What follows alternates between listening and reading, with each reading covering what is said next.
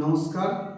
আজকে নতুন একটা ভিডিও এনেছি দশম শ্রেণীর জন্য। সামনেই প্রথম পর্যায়ক্রমিক মূল্যায়ন পরীক্ষা, তাই ফার্স্ট ইউনিটের কিছুটা দুর্বলতা কাটাতে আমি আজকে বাংলার আফ্রিকা কবিতাটি তোমাদের সামনে তুলে ধরব।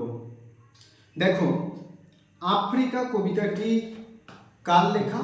না, মানবতাবাদী কবি রবীন্দ্রনাথ ঠাকুরের লেখা এবং পত্রপুট কাব্যগ্রন্থের অন্তর্গত এবং সঞ্চয়িতা কাব্য সংকলনে স্থান পায়।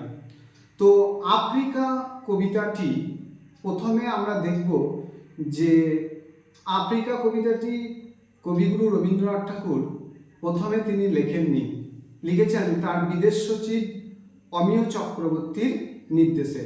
তো কবি প্রথমেই দেখিয়েছেন যে আমাদের যে ইউরোপীয় সাম্রাজ্যবাদী শক্তিগুলি দীর্ঘকাল ধরেই আফ্রিকার বিভিন্ন দেশগুলিতে উপনিবেশ স্থাপন করছিল। এই মতো অবস্থায় ইটালির মুসোলিনি অর্থাৎ ফ্যাসিস্ট শাসক মুসোলিনি কর্তৃক আফ্রিকার যে আবিসিনিয়া আক্রমণ, দমনপীড়ন এবং সাম্রাজ্যবাদী শক্তির বা উগ্র সাম্রাজ্যবাদে জগৎ জীবন বিপন্ন। এই পরিস্থিতিতে মানবতাবাদী কবি রবীন্দ্রনাথ ঠাকুর, যিনি সাম্রাজ্যবাদের বিরুদ্ধে এবং মানবতার পক্ষে, তিনি প্রথমেই দেখেছেন যে 1914 থেকে 18 সালে প্রথম বিশ্বযুদ্ধের ভয়াবহতা, মানবিক লাঞ্ছনা এবং আসন্ন দ্বিতীয় বিশ্বযুদ্ধের যে ভয়াবহ পরিস্থিতি, সেই পরিস্থিতিতে কবি বিচলিত, তিনি নিজেই উদ্বিগ্ন প্রকাশ করেছেন। সেজন্য তিনি 1936 সালে 31শে ডিসেম্বর তিনি আমাদের আফ্রিকা কবিতাটি রচনা করলেন এবং আমাদের সামনে তুলে ধরলেন।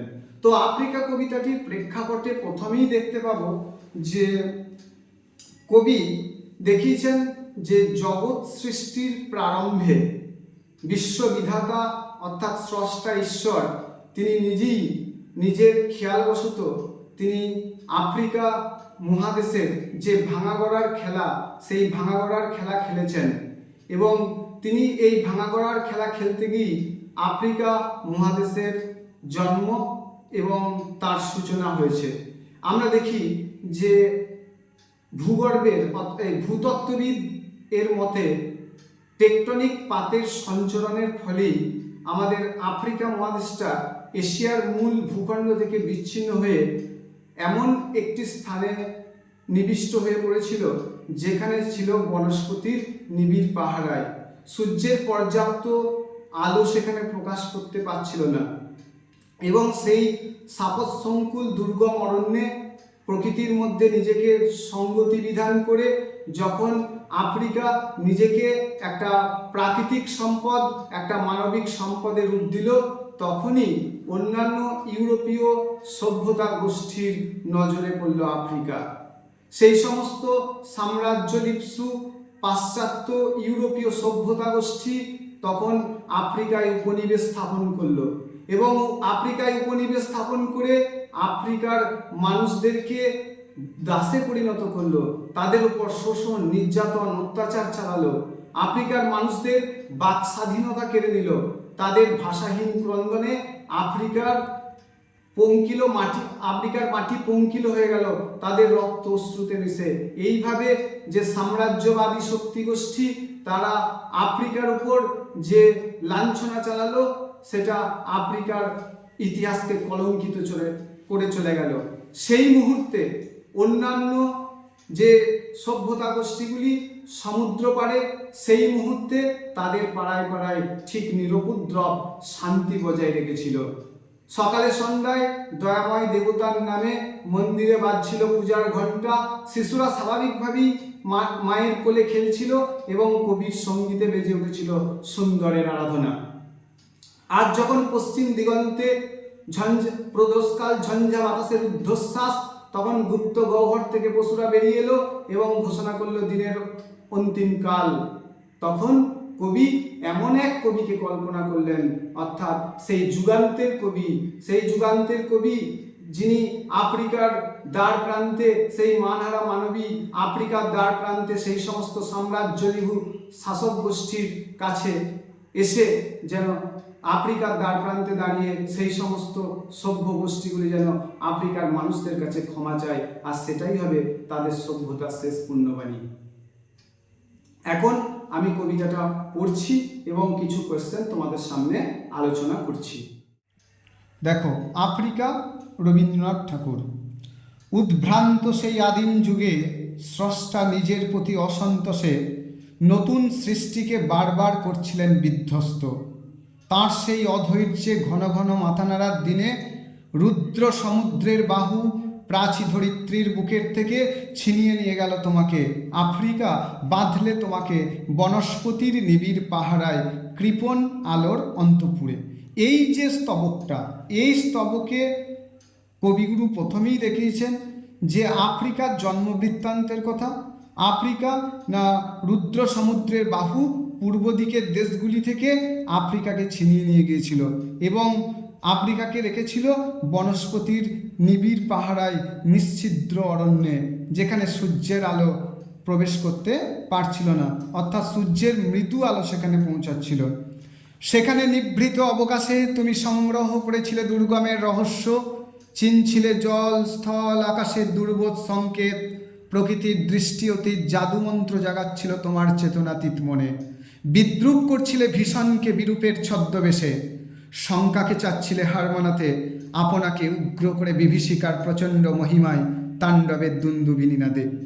অর্থাৎ সেই দুর্গম অরণ্যে আফ্রিকা কি করেছিল না প্রকৃতির জল স্থল আকাশের দুর্বোধ সংকেতগুলোকে চিনে নিচ্ছিল এবং নিজেই কি করেছিল, নিজেকে উগ্র করে শঙ্কাকে হার মানাতে চেয়েছিল। হায় ছায়াবৃতা। ছায়াবৃতা, আফ্রিকাকে ছায়াবৃতা বলা হয়েছে কেন না, ছায়াবৃতা শব্দের অর্থ হচ্ছে ছায় দ্বারা ঢাকা। তো আফ্রিকা যখন এশিয়ার মূল ভূখণ্ড থেকে বিচ্ছিন্ন হয়ে আলাদা একটা মহাদেশ রূপে আত্মপ্রকাশ করেছিল, সেখানে বনস্পতির নিবিড় পাহারায় আচ্ছন্ন ছিল, সেখানে সূর্যের পর্যাপ্ত আলো প্রবেশ করতে পারছিল না।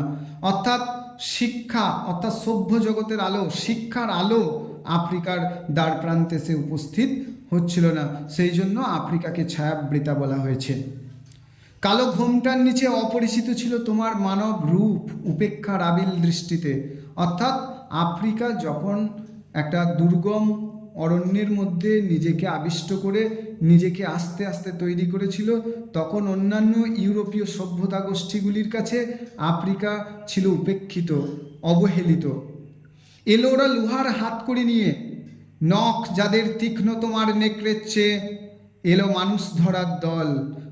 অর্থাৎ এখানে বলছে যে সেই সমস্ত ইউরোপীয় বর্বর সভ্যতা গোষ্ঠী তারা আফ্রিকায় এসে উপনিবেশ স্থাপন করলো, যাদের স্বরূপ ছিল কি, সেই দুর্গম অরণ্য সাপসংকুল অরণ্যে নেকড়ের চেয়ে হিংস্র তারা, অর্থাৎ তাদের তীক্ষ্ণ নখ সিংহের চেয়েও হিংস্র। এলো মানুষ ধরার দল, গর্বে যারা অন্ধ তোমার সূর্যহারা অরণ্যের চেয়ে। অর্থাৎ আফ্রিকা শিক্ষা, সভ্যতা, অর্থনৈতিক দিক থেকে সমস্ত দিক থেকেই পিছিয়ে, কিন্তু সেই সমস্ত ইউরোপীয় সভ্যতা জাতিগোষ্ঠীগুলি তারা শিক্ষা দীক্ষা জ্ঞান বিজ্ঞান সমাজ অর্থনীতি সব কিছুতেই উন্নত, সেজন্য তারা গর্বে অন্ধ হয়েছিল। সভ্যের বর্বর লোভ নগ্ন করল আপন নির্লজ্জ অমানুষতা, তোমার ভাষাহীন ক্রন্দনে বাষ্পাকুল অরণ্য পথে। পঙ্কিল হলো ধূলি তোমার রক্তে অশ্রুতে মিশে, দস্যু পায়ের কাঁটামারা জুতোর তলায় বিভৎস কাদার পিণ্ড চিরচিহ্ন দিয়ে গেল তোমার অপমানিত ইতিহাসে। অর্থাৎ সেই সমস্ত বর্বর সভ্যতা জাতিগোষ্ঠীগুলির মানুষ তারা আফ্রিকায় এসে আফ্রিকার মানুষদেরকে দাসে পরিণত করলো, কৃতদাসে পরিণত করলো, তাদের বাক স্বাধীনতা কেড়ে নিল, তাদের রক্ত অশ্রুতে আফ্রিকার মাটি পঙ্কিল হয়ে গেল। এইভাবে আফ্রিকার ইতিহাস কলঙ্কিত হয়ে গেছে। সমুদ্র পাড়ে সেই মুহূর্তে তাদের পাড়ায় পাড়ায় মন্দিরে বাজছিল পূজার ঘণ্টা। সকালে সন্ধ্যায় দয়াময় দেবতার নামে শিশুরা খেলছিল মায়ের কোলে, আর কবির সঙ্গীতে বেজে উঠেছিল সুন্দরের আরাধনা। অর্থাৎ একই মুহূর্তে যখন আফ্রিকায় সেই সমস্ত ইউরোপীয় সভ্যতা জাতিগোষ্ঠীগুলির তাদেরকে শোষণ করছিল, সেই সময় তাদের সমুদ্র পাড়ের দেশগুলিতে তাদের নিরুপদ্রব শান্তি বজায় ছিল। শিশুরা খেলছিল মায়ের কোলে, কবির সঙ্গীতে বেজে উঠেছিল সুন্দরের আরাধনা। আজ যখন পশ্চিম দিগন্তে প্রদোষকাল ঝঞ্ঝা বাতাসের ঊর্ধ্বশ্বাস, যখন গুপ্ত গহ্বর থেকে পশুরা বেরিয়ে এলো, অশুভ ধ্বনিতে ঘোষণা করলো দিনের অন্তিম কাল, এসো যুগান্তের কবি আসন্ন সন্ধ্যার শেষ রশ্মিপাতে, দাঁড়াও ওই মানহারা মানবীর দ্বারে, বলো ক্ষমা করো, হিংস্র প্রলাপের মধ্যে সেই হোক তোমার সভ্যতার শেষ পুণ্যবাণী। অর্থাৎ এই স্তবকটিতে কবি আলোচনা করেছেন যখন পশ্চিম দিগন্তে প্রদোষ মানে সন্ধ্যা, তাহলে প্রদোষকাল অর্থাৎ সন্ধ্যাবেলার ঝঞ্ঝা বাতাসের ঊর্ধ্বশ্বাস, যখন গুপ্ত গহ্বর থেকে পশুরা বেরিয়ে এলো, তখন অশুভ ধ্বনিতে ঘোষণা করলো দিনের অন্তিম কাল। তখন কবি এমন এক কবিকে, এখানে যুগান্তের কবিকে কল্পনা করেছেন, যে কবি মানবতার পূজারী এবং আমাদের রবীন্দ্রনাথ ঠাকুরও মানবতাবাদী কবি, সেই এমন এক মানবতাবাদী কবির কল্পনা করেছেন। এসো যুগান্তের কবি আসন্ন সন্ধ্যার শেষ রশ্মিপাতে, দাঁড়াও ওই মানহারা মানবীর দ্বারে, বলো ক্ষমা করো, হিংস্র প্রলাপের মধ্যে সেই হোক তোমার সভ্যতার শেষ পুণ্যবাণী। অর্থাৎ কবিগুরু রবীন্দ্রনাথ ঠাকুর আমাদের এখানে এমন এক কবি অর্থাৎ যুগান্তের কবির কল্পনা করেছেন, যে কবি মানবতাবাদের পূজারী, মানবতাবাদী, এবং আমাদের কবিগুরু রবীন্দ্রনাথ ঠাকুরও তিনি মানবতাবাদী, এবং সেই মানবতাবাদের পূজারী হয়ে কবি আমাদের আফ্রিকায় উপনিবেশ স্থাপনকারী সেই সমস্ত সাম্রাজ্যবাদী শাসক গোষ্ঠীর কাছে ক্ষমা চাইতে বলেছেন, যে মানহারা মানবীর দ্বারে এসে উপস্থিত হয়ে আফ্রিকার মানুষদের কাছে ক্ষমা করো, এটাই হবে তাদের সভ্যতার শেষ পুণ্যবাণী। নমস্কার, আমার দশম শ্রেণীর ছাত্রছাত্রী, তোমরা আজকে যে ভিডিওটা করলাম আফ্রিকা কবিতাটির উপর, সেই কবিতাটা তোমরা দেখবে এবং আগামী দিনে আফ্রিকা কবিতা থেকে যে যে কোশ্চেনগুলো হবে সেই কোশ্চেনগুলো আমি তোমাদের কাছে তুলে ধরব।